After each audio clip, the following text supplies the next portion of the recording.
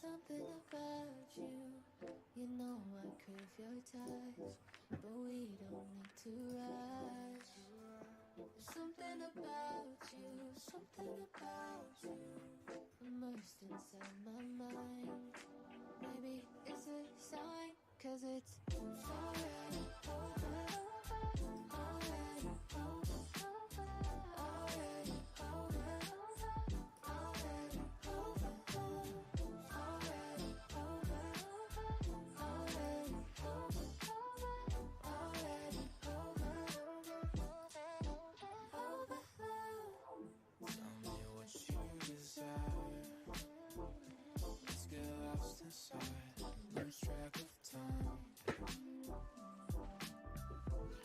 Good evening, everyone. Welcome to a Sunday edition of Manny Behind the Mic. We've been doing, as you know, the candidates to Brownsville's political architecture the last couple of weeks from either commissioners' races or the race for mayor. And tonight we've got, this is Caty Presas-Garcia with us tonight. And she's also running for commissioner, and we'll talk to her and get to know her a little bit. Hope everyone's having a good Sunday. I know I usually don't do any kind of programming on Sunday, but these politics sometimes I got to squeeze them in because, I got to fit them around my day job. So Sunday is a goal. Without further ado, let's welcome Ms. Caty Presas. There you are. Hi there. Can you hear okay? Hello, everybody. Yes. Can you hear me? We got you. Yes. Welcome to the program. Thank you for... Can you hear me? Yes, we can. Thank you for agreeing to be on and accepting the invite. Having me. Yeah, so you are no... Why shouldn't anybody not accept it? I mean... Hey, there's a few people who haven't responded, actually. I don't know why. And they've been around for a long time. I'll just say that. It's so sad and so unfortunate that the community doesn't get to know them well enough, Yeah, and that as well. My other point also is if they don't respond to any kind of communication now, I mean, how are they going to be? Well, they are supposed to be serving the public, and they don't respond to anyone. So many of us know you already. A lot of people know you longer than I have.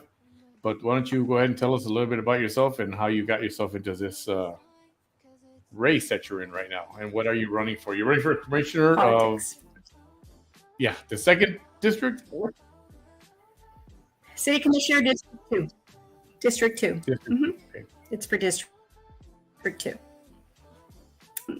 As most of the people know me from prior serving on the school board. When I served in the Brownsville Independent School District for 2 terms. I served for a total of 8 years. For those of you that don't know me, my name is Caty Presas-Garcia. I am one of 4 siblings. My parents raised us in the Southmost upbringing. Back then in the 70s, it was work hard. Everybody had to, make a difference. From the adults to the children, everybody participated. It was work was embedded in us daily, day to day. We had to do a chore. We had to work, help around the house. I grew up and went to BISD district. I attended BISD schools. I graduated from Porter High School. Right out of high school, I went to work at the city of Brownsville, and I was working for the city police department. I also had the opportunity to. Looks like we lost your did video. my camera go off? Yeah, your internet's been Okay, real I wonder spotty. why. Hold on. Yeah, it's bad. It's my internet. And I lived in the Land O'Lakes area. Can you imagine? You wouldn't think you would have problems. But anyway, Yeah. so I graduated from Porter, went to work for the city of Brownsville. 2 weeks later, I attended TSC. I was majoring in criminal justice. Its turn, I stayed working for the police department for like about 9 or 10 years. Then from there, I had the opportunity to go work for the school district. I got to learn the system well enough to where I was a parent that felt that there was many things that changed. One of my sons struggled, and it got to the point that administration would say, lose your job. So I started to see that all of that began back when I participated. Also, I was at the North Brownsville Little League. So I always got involved in the community. But for me, at a very young age, the reason why I ran for the school board originally back then was because comfortable that I could challenge the issues. And what I mean by challenging the issues was challenges, and I was trying to get the system to hear me out. And I got to the point that I was so frustrated. Okay, difference I'm going to be able to make is if I participate and get involved in politics. As easy as what people think it is, you know. So I served my 8 years in the school board, and I knew that I would never get involved anymore because it's a lot of commitment. All right. That connection of hers went very bad. I'll try to get her back on here real quick. Just give me a second here.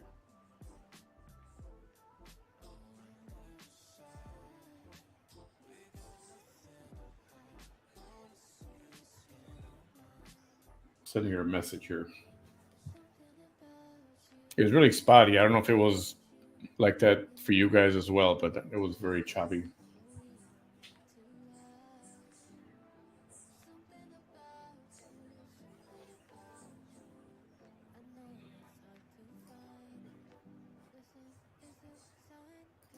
So, while we wait, I'm sure she'll be back. Very excited. Baseball starts this week. And I'm a hardcore Chicago Cubs fan, and I've been a fan of baseball pretty much since I was born.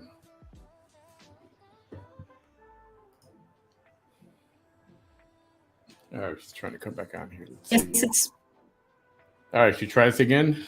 my internet. Sorry, I apologize. I am really sorry. How embarrassing. So then I the school district as a board member. So after that, I decided to just dedicate myself in the business. I'm also opening up a bottled water company, which is called Pure Body Water. I will be servicing the government with government contracts. That is, and I could not locally because opportunities were not given to me here. So I had to go to San Antonio, which that is where one is living there, and he'll be helping me run the business. Planning on opening up a site base here so I can. Okay, that broke up again. Dang it. We sent her a message again. You know, sometimes when you get Wi-Fi set up at home and your router and your Wi-Fi system, you know, the little cable, the modem and the router could be way in the opposite part of the house. And if your office or wherever you're trying to hook up to the internet is on the completely opposite side of the house, it has a tough time grabbing that signal. Hi, Paul. Welcome. Ben Benavides. Yes. Cubs. I don't know if you're a Cub fan or not, but yes, I am. Okay, let's see.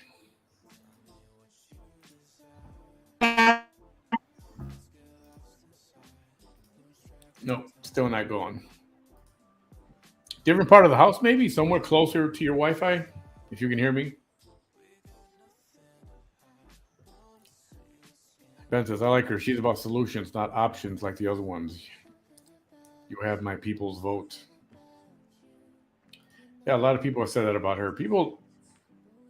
Anyone that I've mentioned that she was coming on, everybody says, I like her. I hope she gets in somewhere. Very business minded. And let's see. So sorry. I am so sorry. No, that's okay. I've never had these the internet. I'm trying to get closer and moving myself around. Are you there? Yep, it's just very, very choppy. Can you hear me? Very, very choppy. You come in and out. Oh my God! I wonder if I would to get on the phone, it would be better for me. But so I decided to to ask family members and friends how they felt about leadership that they had currently with the city of Brownsville. Of course, I myself was not happy. I haven't been happy with the leadership that we've had. I believe that as a citizen, we deserve more respect. We deserve to have more transparency as to what is really going on at that level, but for the betterment of the community. But it seems to be going south. For the past, I've noticed this for the past 16 years. We really haven't had much attention in the areas that we're needing. Our mayor has always flaunted or shared that we're the poorest city, one of the poorest cities in the U.S. And I believe that statement shouldn't be brought up so much. I'd be behind the table if I was to be flaunting it and sharing it. I mean, what are you doing? What are we going to do to change that? I mean, obviously, good leaders are going to work hard to make sure that economic community, that we bring solutions to our community. See happening now. It's agendas. I see that, but nope, it's not. It's not happening. We'll see if she wants to try it again. If you can hear me, maybe try a different part of the house, something closer to your Wi-Fi system, or you're coming out real choppy. It was a little better that time, but still coming back real choppy.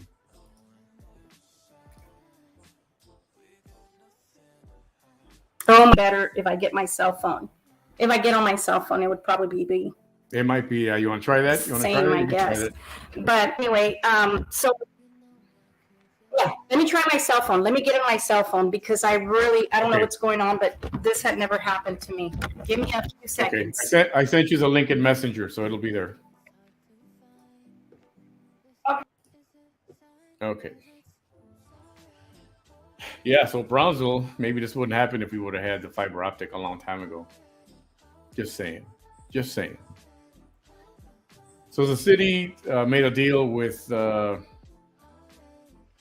forgot the name of the company, and we're getting fiber optic citywide, and they will be offering a very discounted rate for low-income families, and for the most part, it sounds like better service than what Spectrum can offer.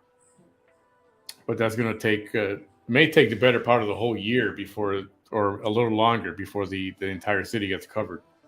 They're going by different zones, different areas. For example, downtown, they're working on first, laying down the backbone, and then working around neighborhoods. I don't know how they're deciding which neighborhood to go next, but they say some accounts should start going live around July, something like that. And so we're hoping that's a good thing for the city. I said it before. I remember when I first moved here, I was trying to get DSL, and I couldn't even get that. The AT&T said, "Oh yeah, we're working on that." They said, "We're working on that." This was in 2000, 2001. We're working on that. You'll get a mail. You'll get correspondence sometime in the next few months, maybe even next year, but we're working on it. Well, 22 years later, AT&T still doesn't have coverage around the entire city. Economic issue? Is it a money thing? Probably.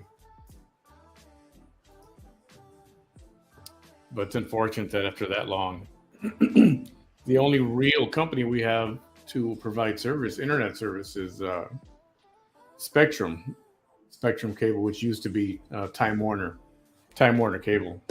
Hello? Can you hear me now? Let's try this. Okay. So as the years have gone by, I've noticed that there's been a lot of challenges that we've had as a city. And, COVID hit. So, yes, we all had to adapt to the changes and, the situation that we were all going through.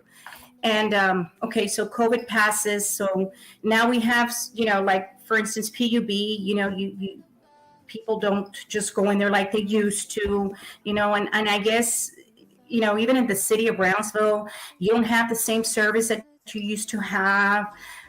They're not, in other words, I feel that they're not there to truly serve the public. And until we get the leaders that are holding the people accountable that they need to hold.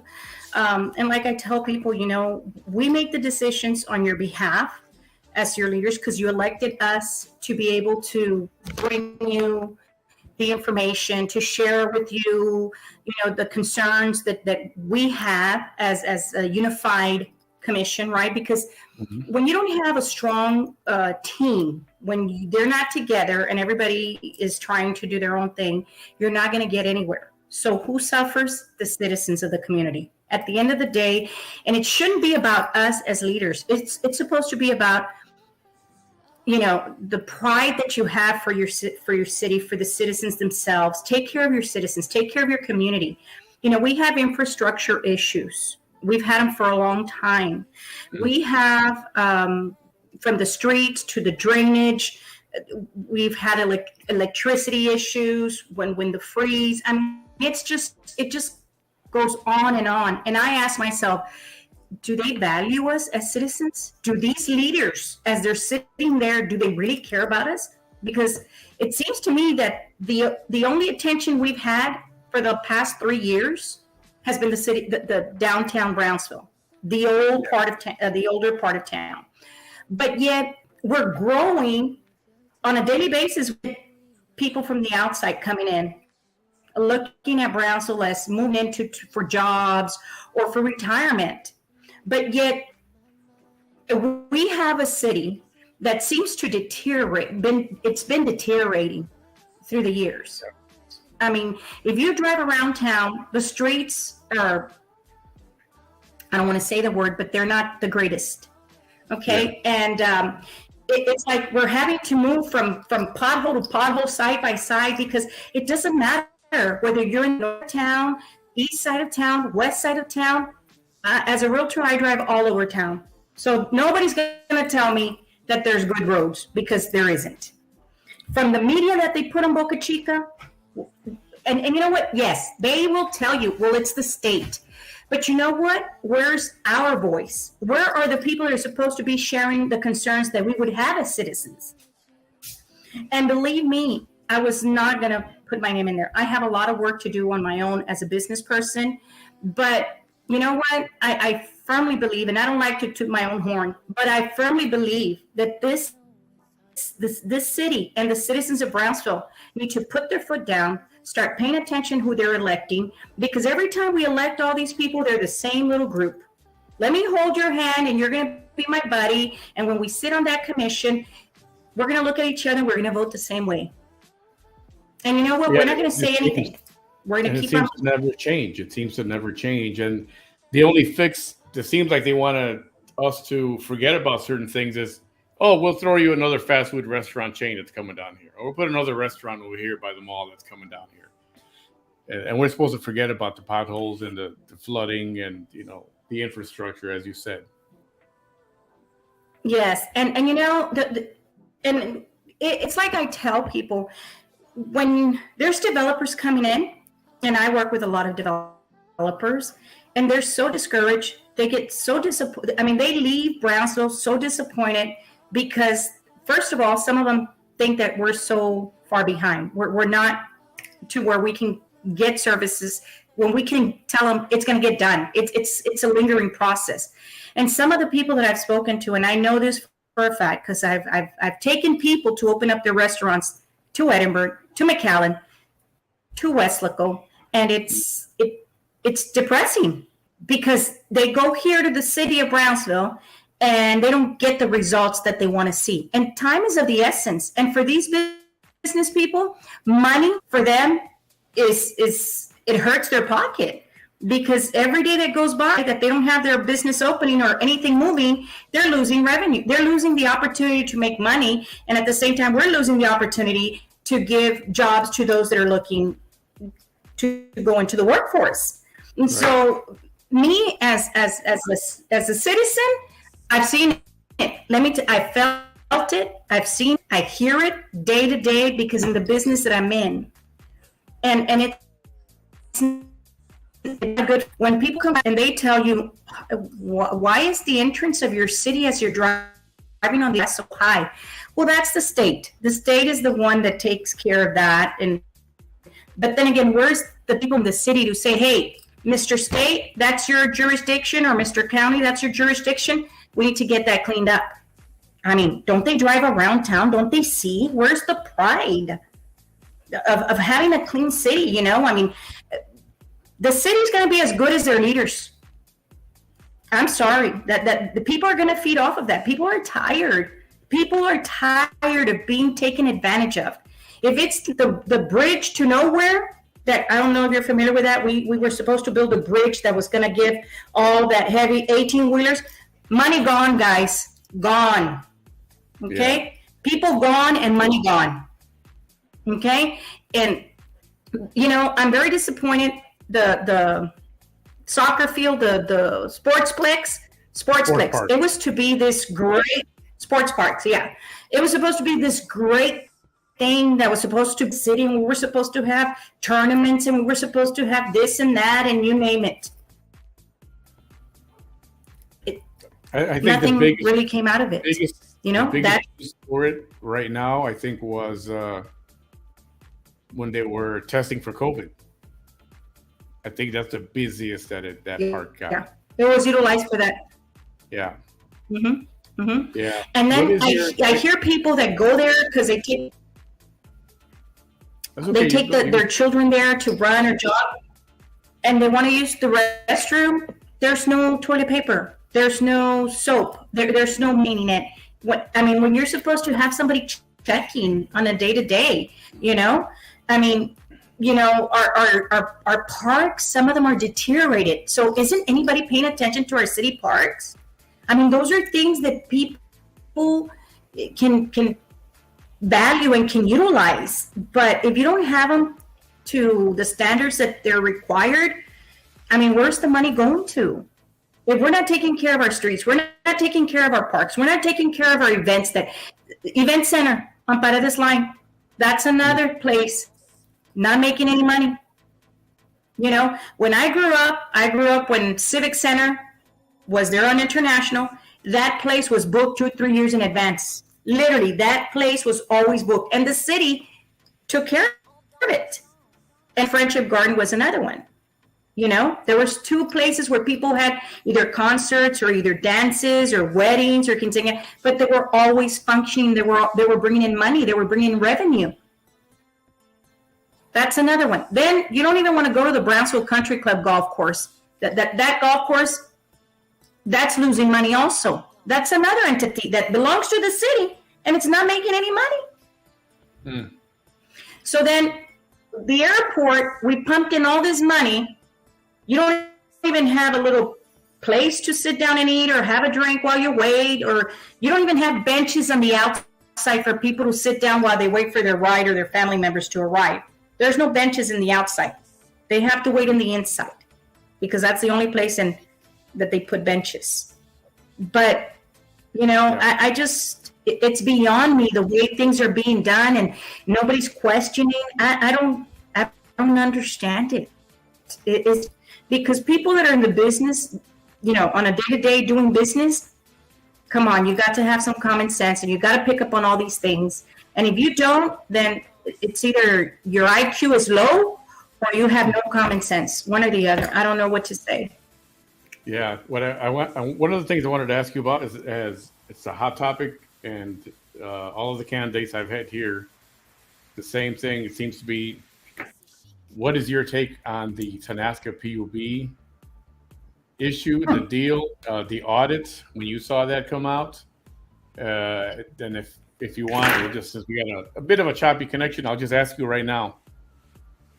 Do you know, what kind of money do you think should be refunded? What dollar amount? Because there's different numbers thrown out there, from 29 million, and then there's another 11 million, and then the ultimate number, which is upwards around 179 million dollars. Some people want all that money back. PUB says, well, we're going to get you 29 million. How did you feel when you read or you heard about that audit and all the horrible things that were in it? Well, first of all, it's such a shame that we were taken advantage again as citizens, because I believe we were taken advantage of, and people knew a long time ago, before the questioning and the pressure came about. They knew what was going on. They just, nobody bothered to say anything, and that's really bad and depressing. Me personally, I believe that I believe people should have already been convicted or arrested, or further investigation should have happened. I mean, okay, so you have your CEO and then you have the board, but who was policing the police? And people knew about it. People knew it wasn't going anywhere. People knew that they had only bought the land and that was it, right? That was it. But everything else didn't come about, right? It didn't take place. So how long had it been that they knew that? That's number one. That upset me. Like, you knew this a long time ago. This was not from a year ago. And for us to be told, okay, well, and let me see if we can get the 29 million, because you know what? It doesn't sound like that's a for sure thing. It doesn't sound like it's going to happen.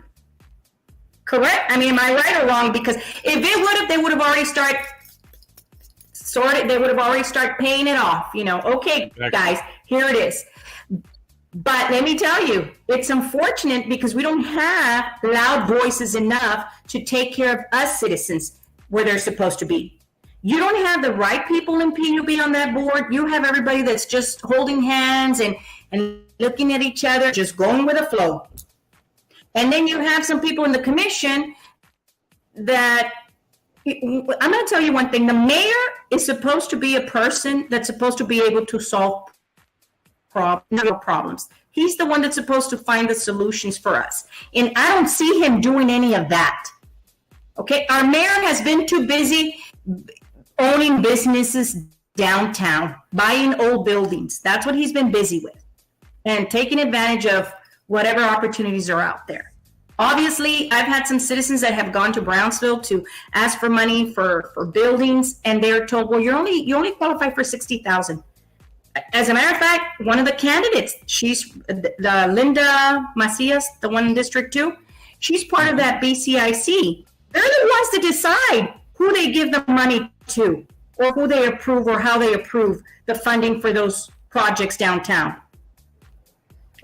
So for me, it's this P has the entity has become a huge monster that nobody has been able to control or bring back and hold accountable the way they should. In other words, ask the questions and give us the answers. And if something goes wrong, then we need to move forward to do what we got to do. But me personally, I don't think they're going to give us.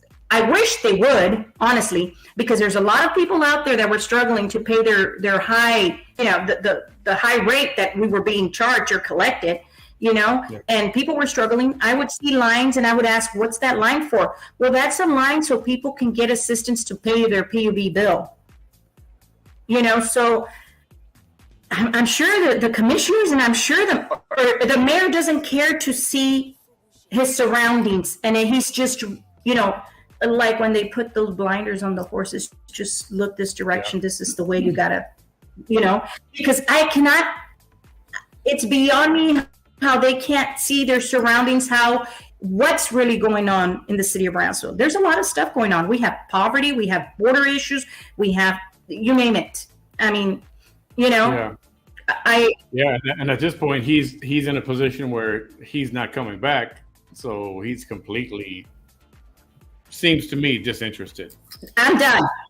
Right. Yep. He's like, it's not my baby anymore. You know what? I'm on my way out. See ya. Que sera, sera. That's the type of attitude that I see in them. And I see them and they're like so like nonchalant. I don't get it. But that's why this election, people, you need to start paying attention. You don't need, what is it I see out there, or new leadership or young leadership, or you know what? If the ones that are already there, they're in their 40s and 50s and they're eating their lunch times, can you imagine somebody that doesn't know the difference between A and B? That they haven't been, that it's going to be their first rodeo. Yeah. No, guys, this election is extremely important because of all the issues that we've had. And you know what? I'm tired of it. As a citizen, I am disgusted. And trust me, I was not going to run. I prayed and I asked my family, and they would this was their response. No, don't get involved. Just let somebody else handle it. And I said, but not everybody's tenacious enough to stand up for what's right for the citizens. That's the problem. Yeah, and it's nice to think about, well, we need young minds and young ideas, and that's nice. But what you need is actual leadership, somebody who's actually going to move and get stuff done. Whether you're old or young, I could care less. Just somebody who's actually going to do something, and create a solution. Not just say, "Oh, we can do this, or this. Let's see, what are we going to do?" I don't know. Somebody's got to take the initiative and just make stuff happen. And there's a lot of work to be done. So just stop and think. If the streets have not been redone, just throughout the city, it's been 25 years from the last time that they approved a bond or in the budget to redo streets the way they're supposed to. You know that when the 18-wheelers drive through all these major streets, that layer starts finishing. The heat. So you have all these layers that are already gone. And that's why the street starts getting bumpy and but they patch it up, comes the rain, there goes the pothole again, and even bigger. So there's a lot of work to do. But if I just hope the citizens wake up, and I know they're tired of voting, because I've spoken to a lot of people and they say, Ms. Presas, we really don't trust anybody anymore. I have, and let me tell you what they tell me. We know you're loud. We know you're going to do your job. But what about some of the other people? And then the question is, they're disgusted. They're just tired. They think that everybody's going to lie to them. They think that nobody's going to do their job. We just need people that are going to literally, seriously pay attention and put the items on the agenda with the city manager. And the city managers needs to start stepping up to the plate. They need to know their business, really know their business. From the finances to the infrastructure that we need to take care of, to all these other issues and all these, we have all these committees, all these organizations, but nobody's really holding anybody accountable. First of all, as leaders, we're supposed to hold ourselves accountable to the highest standards, because we are the ones that are representing you. We're supposed to lead you guys by example. What do you feel if you were to win your commissioner seat? What are some of the more pressing issues in that district that you think need immediate work? In my district, that there's I want to make sure that the airport's not going to continue to lose any revenue, because the airport is not as busy, Harlingen has more flights than we do, right? Thank God that Avalon came in and they did that contract. I just hope that they'll stay here for a while, you know. Airport is on District 2. It's an integral part that can be bringing in revenue into our community. We have the industrial park, which is your warehouses. So I believe that if the Port of Brownsville was to be doing their due diligence and we would to have the business that we should, I think that the industrial park would be doing a lot better. I mean, right now there's not enough room because all the warehouses are like about at 100% or 95% occupied, which means that the industrial park, is going to have heavy traffic. But, what I hear is that they want to build additional warehousing in 100 acres or so. But wait a minute, if you're going to do more warehouses and we have an infrastructure problem with traffic, now you're talking about 18-wheelers and the vehicles on just a perfect example on International or 14th Street, which is South Padre Boulevard, the one that leads from Boca Chica all the way to the port. That is a hectic, busy street. I mean, you cannot, it's horrible. It's horrendous. And if we continue to build more, before we even do that, we better have the infrastructure. How are we going to exit? What other routes are we going to take before you start putting more 18-wheelers into the traffic of the rest of the homes, the people that have to be traveling through those roads? The traffic is hectic. It's horrible. We can't. So we got to make sure that before we approve anything like that, that we have what I would call is the veins of the roads that are going to lead us out in case of an emergency. We need to be prepared. We need to prepare for the day-to-day and for in case of an emergency. So the roads, I think I've driven them all over my district too, and all over the city of Brownsville. And I'm going to tell you, when I vote, I will vote for the benefit of all citizens, because our vote is for, of course, it's for the entire city. But I would like to see more participation from our citizens. I know that there's some low socioeconomic disadvantage in my area, in the areas that I have.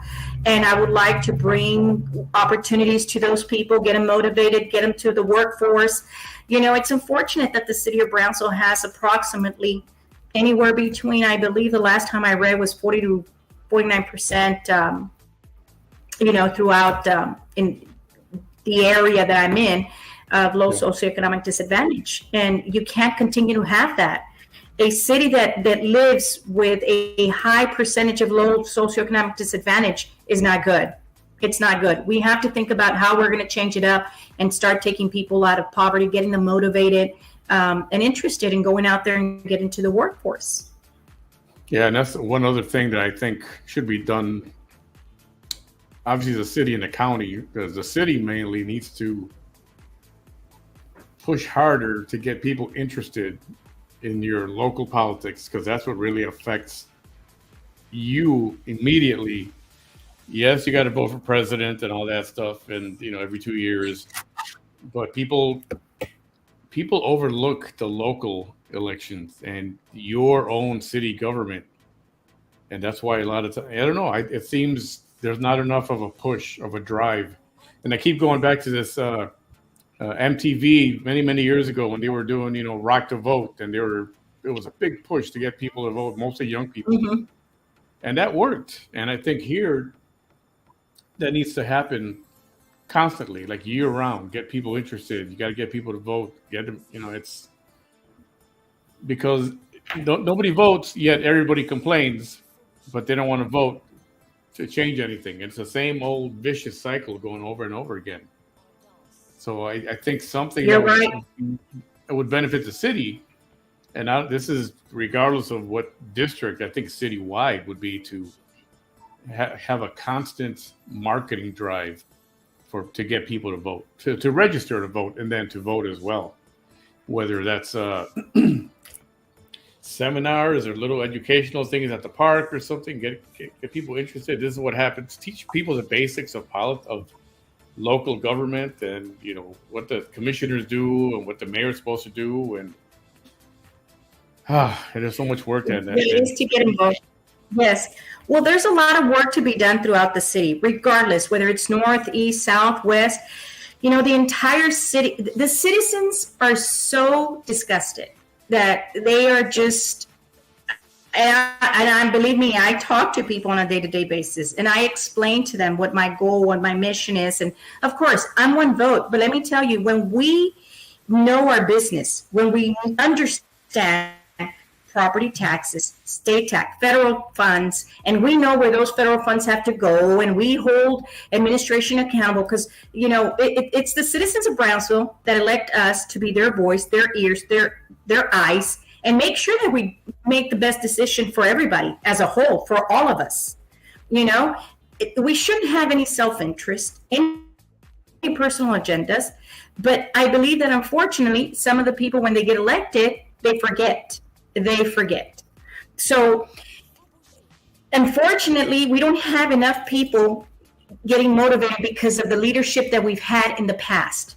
For instance, we're hosting the Games of Texas, and they're sending us a message, right? Let me read that. Yeah. My son participated in the games, and it says, right, Ms. Presas, coming into town, look at the grass on the expressway, always long. Now that we are hosting the Games of Texas and many people coming, what impression are they going to get to have, right? And let me tell you, the Games of Texas, it's a big thing. It's big. Yeah. I have a son that he participated in the golf tournaments for the Games of Texas. And we would go, and it's this amazing event from all athletes, different sports. But let me plug this into you right now so people know this.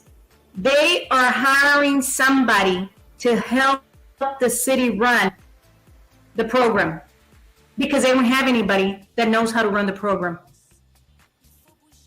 Oh, and they're going to pay somebody to, and let me tell you, they're accepting bids for somebody to come and tell them how to run the track and field. It's a big event. I hope and I pray that we have enough hotels, that we have this city cleaned up, and that everything that they're going to use is going to be functioning and in the expectation, the level of expectation that I've seen when I go to Dallas, when I go to the Richland Hills of Texas, when I go to Houston, because we're a different animal down here.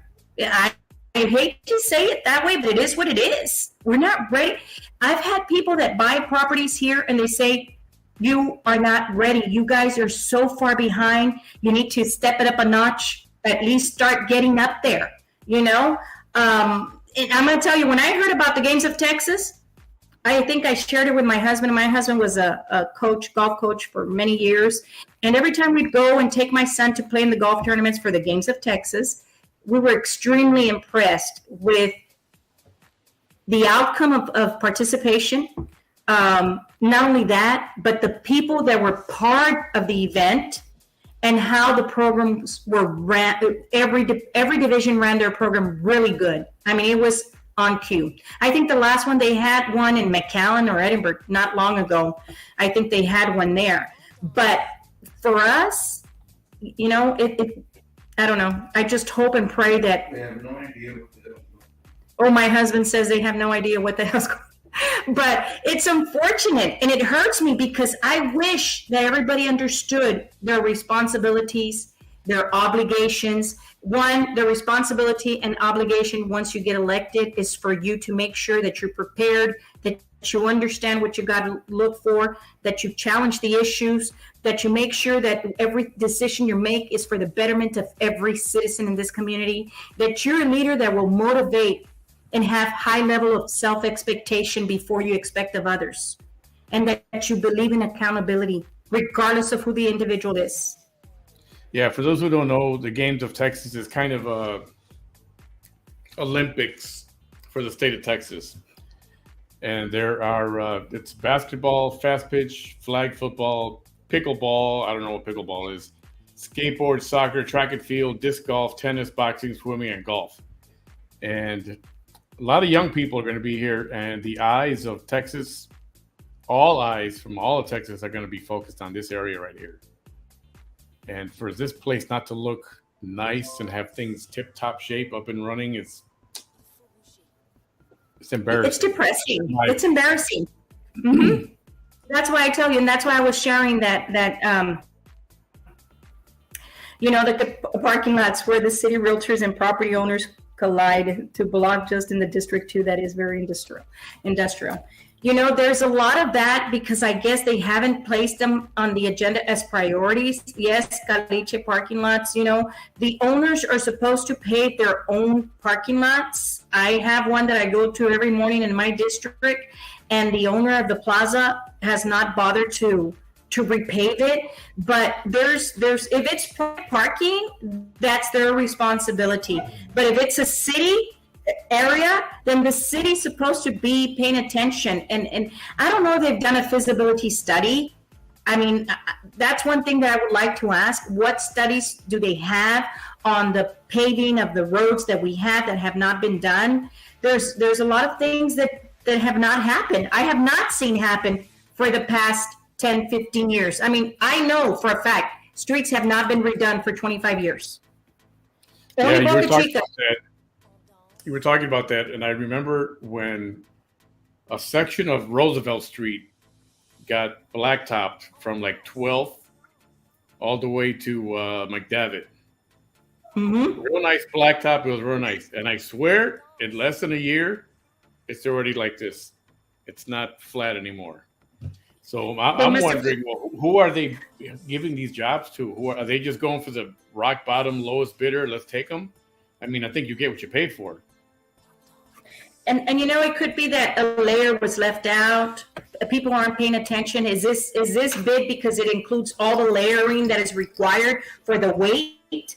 Because remember, if a street, let's say that the streets from a neighborhood, Land O'Lakes for say, right here off of Price Road and OPI, you cannot have 18-wheelers coming into these streets. They're not layered for 18-wheelers to be coming in and out constantly because it's not a highway. It's not a road that has the layering that is required for the paving to be strong enough to resist the weight, because a weight from a freeway or from a major corridor, it's different from a regular street, because the vehicles, you don't have that heavy traffic or the weight that the 18-wheelers are carrying on them. But, the bottom line, there has been a lot of questioning as to what type of product they're using, or are they just taking, the lowest bid, like you just said, and by the time you know it, they're back, they're back to the same streets. Yeah, it is. So you've been involved in many aspects of the city, and you mentioned you were on the BISD board. Yes. Somebody asked, why should I vote for Caty Presas? What I'll say the elevator pitch, right? You got a few people with you in the elevator, and you got on there for a couple of minutes. Why choose to vote for Caty Presas-Garcia? I believe because I was an employee for the city of Brownsville before. I worked at Public Works, which they're the ones that also take care of your streets. I work for the city police department, so I have the inside knowledge of two major departments. I understand finances. I know that the city should live within the budget, and if not, then we're supposed to have great grant writers or see what kind of grants or opportunities out there with federal funds or state funding, because they also give people the opportunity, or cities the opportunity, to apply for monies that are out there available. I mean, we're, like they say, one of the poorest city in America. So what's going on? Why aren't we paying attention to how we can make a difference? Not only that, but I bring to you the experience. I'm tenacious enough to defend what's right and what's right and what's wrong for you all. And it's not about it's not about me. It's about we as citizens. And I believe that we need to have leadership that do have the knowledge and the courage to stand up for what's right. I don't have any compadres sitting on the commission. And even if I did, I don't play that game. I was very blessed to be raised by two humble parents. And I know that morally we need to do things right and correctly. And I am going to do this because I care. And that's what I bring to you. Someone with experience, someone that's tenacious enough, and someone that will be able to speak up when I need to speak up. And regardless of whose toes I step on, It is what it is, guys. And that's why we're the way we are, because we keep electing either people that don't want to say anything, or they're pretty faces, or it's it's not a glamorous competition, guys. This is about who's going to bring good to you and to every citizen, and to make sure that we can start planning and make sure that we can start prioritizing what needs to get done in the city of Brownsville. Because it no longer can we continue to be leaders for an elite group. Enough is enough. I'm not part of that elite group. I can tell you that much. I'm not. Yeah, there's that word elite again, and I know some people get put into it that I believe shouldn't, and there are others that I don't know if I call them elite, but there is a certain group that is in a little clique. Something else I had for you before we wrap up in a little bit. Your take on the problem with the zoo, Gladys Porter's Zoo. John Cowan was here, Commissioner Cowan was here a few days ago, and he made it. I mean, he made the statement that said the zoo was close to losing its accreditation. Were you aware of that? And what can we do? I mean, that's a problem. You know that, yes, because it's a site that everybody would come to, right? That would come and visit us. And it's so sad, but that in itself tells you how we've lost the entire interest within the city that could keep us in the map of wanting to bring in people and visit us. You know, the zoo is a first of all, it's one of those places where schools come, bring, it brings their revenue, whether it's the restaurants, whether it's to come and enjoy or stay. Maybe people that come and stay here, they want to go to the zoo and then they want to go to the island, or they want to go to Mexico.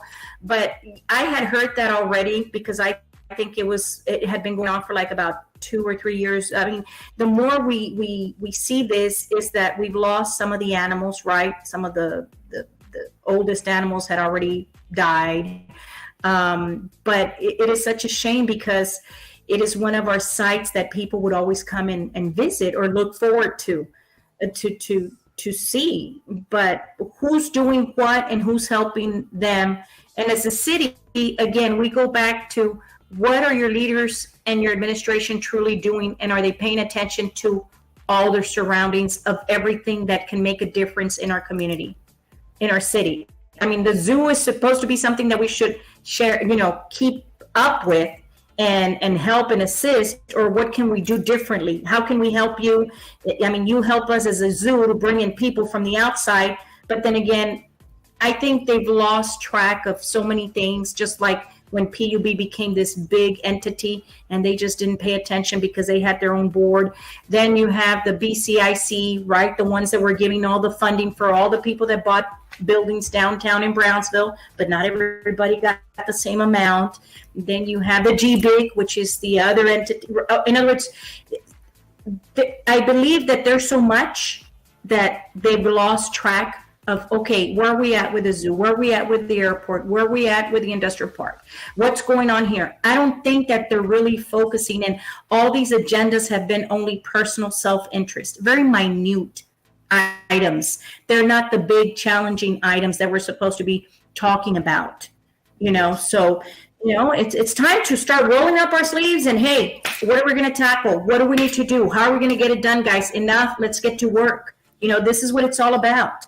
And if you're going to do your job, if you really are going to do what needs to get done, then by all means, you're welcome. But if not, why should we continue to elect people that don't want to do anything or that don't understand what their responsibility is?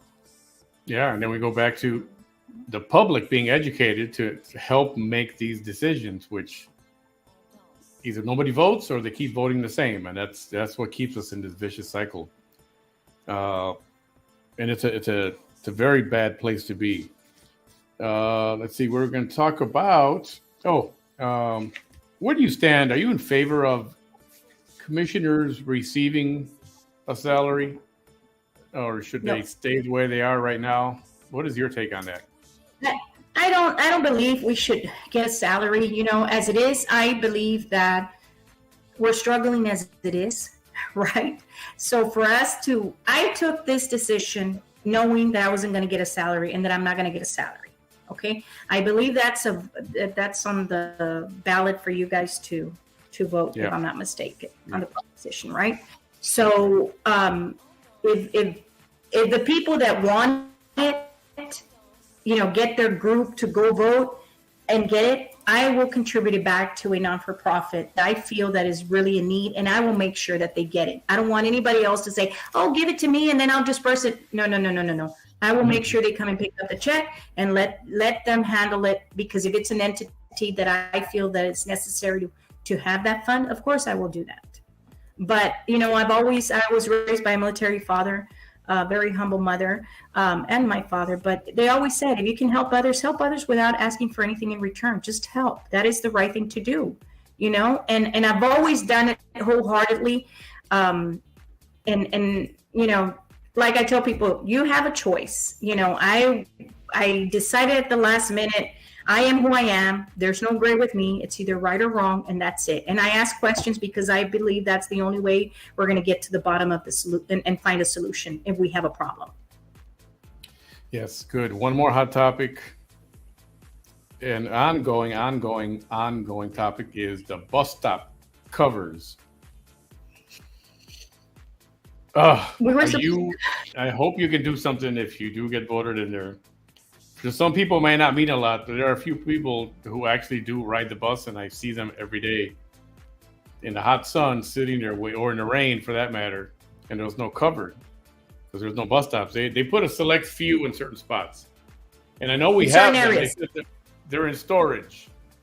But why aren't they, is that something that, what do you see that's the problem with that? Why is that happening? Again, poor administration, leadership's not paying attention and not making sure that they're done. If you ordered the equipment, if you ordered this back a year ago and it's in store or storage and you haven't placed them, why? And I did see that only certain places either have a bench or some don't have a bench. And then you have some that do have the canopy. So where's is it because it's a certain side of town and they deserve that? Is it because somebody's in the other side of town and they don't deserve it? Because I've seen some with the canopies, and I've seen some just with the blue bench, and I've seen some with nothing at all, just the bus stop. So we have 3 different types of bus stops that people, and it's so unfortunate, but the administration that handles that, and where are the if that gets delegated, who followed up and who made sure that it got done? If I know that we ordered 200 canopies for the bus stops, where are we at? Can you give me a detailed report how many got placed already? Or how many will be getting placed by a certain deadline? Give them a deadline. Nobody's holding anybody accountable. That's the problem. Nobody knows what's going on in our city. The lights, simple lights, aren't even synchronized. And that's why we have sometimes this horrible traffic, because there's no synchronized. And I hear that they're going to hire somebody to come and teach us or come and do the work to get them synchronized. I don't understand.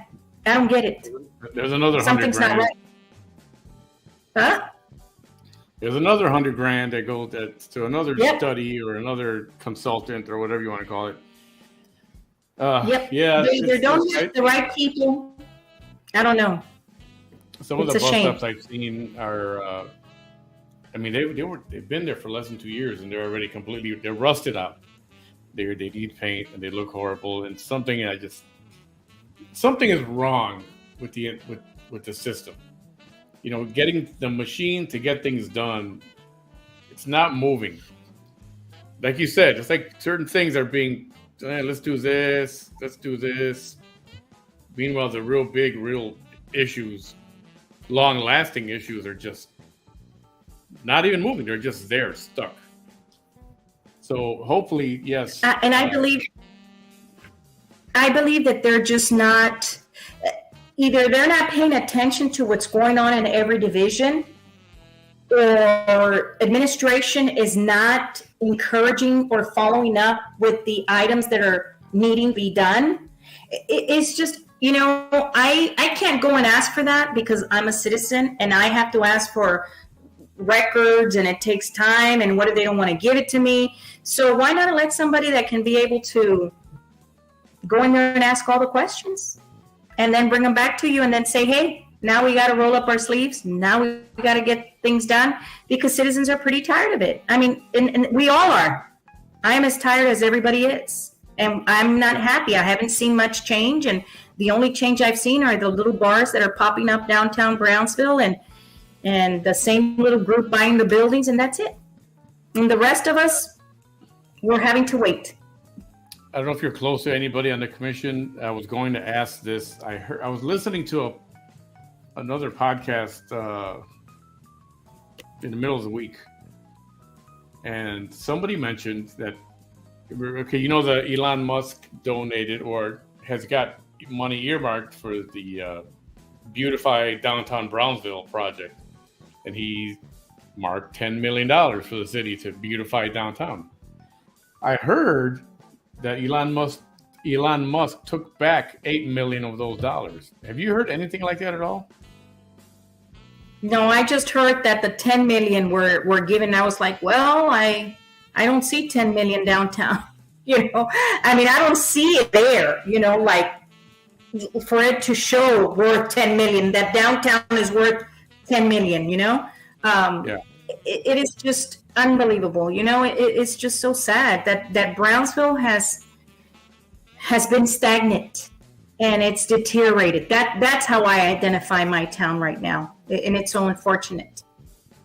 Yeah.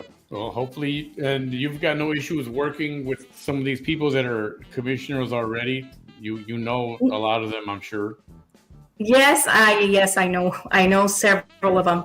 I don't have issues with any of them. That me personally, what I don't agree to is when we're going to be doing something that is not proper or appropriate with our funding. If it's a backdoor deal, I don't agree to any of that. I believe that we're supposed to be, like I said, held to the highest standards, ethically and morally.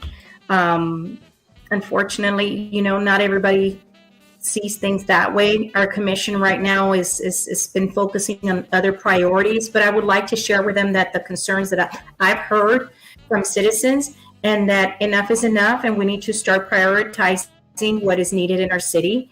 And but I've only seen the focus in the downtown area. That's what I've seen. Like, that has been their baby. That has been their important little project right now. And 4 years came and went. Mayor Mendez is leaving already, and I think he's happy.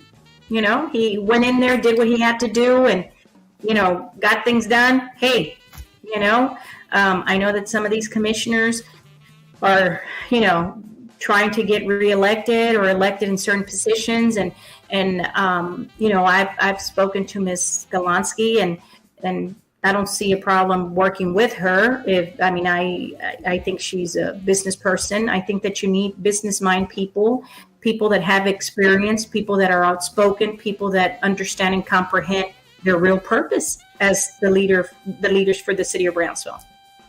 I hear that there's issues in departments because they're short-staffed and overwhelmed with work. And it's a very crucial and important department, and I believe something needs to get done because it's the safety of the citizens and their own safety. There's all these other issues that are going to be a challenge, but there's nothing. The impossible is possible as long as you have a team that is willing to work together and for the betterment of the citizens. That's how I see it. Yes, very well said. Ms. Caty Presas, thank you so much for spending some of your time with us. You are welcome back. I invited everyone back maybe once more before the elections, which is May 6th, right? Saturday, May 6th is election day? Saturday. Yes. Early voting starts April 24th. April 24th. Early voting. April 24th. It's right around the corner. Yes, it is. In no time. Oh, no, it'll be here. Yeah, next week. We're already in April. Yes. Yes. Well, thank you so much, Caty Presas, for being with us here. And we do invite you back middle of April, something like that, before the elections. And give one last push to all of you. I sent requests out to everyone, give everyone a chance. And I have not heard from only a couple right now. And everybody else we're trying to squeeze in. So thank you for spending some of your Sunday with us. We do appreciate it very much. And everyone, get educated and go out and vote and get people to vote. Get them registered. Again, if you don't vote, you suck. And that's how I'm going to close my night.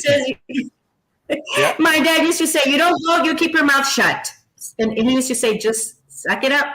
Wait until the next election. Learn from it. Do you have a page for your campaign? Yes, I do. I have on my Facebook. I have a Facebook site under Caty Presas. I think I have two, but one of them is for my campaign. But if anybody has any questions or anybody wants to meet with me, I'm an open door. I have an open door policy. I've always had. If anybody wants to reach out to me, you can call me at 956-459-4116, 956-459-4116. You're welcome to call me and let you know what my vision is and what I would like to do for every citizen. And just so people can see, because somebody was interested in where they can get a hold of you, that's her page right here on Facebook. So if you're on Facebook, this is what her page is going to look like. This is what you're looking for right here. You can plug that in and you'll get that right away. Ms. Presas, thank you so much. And we will talk again. Thank you for having me. Yes, absolutely. Have a good evening. Bye. Good night, everybody.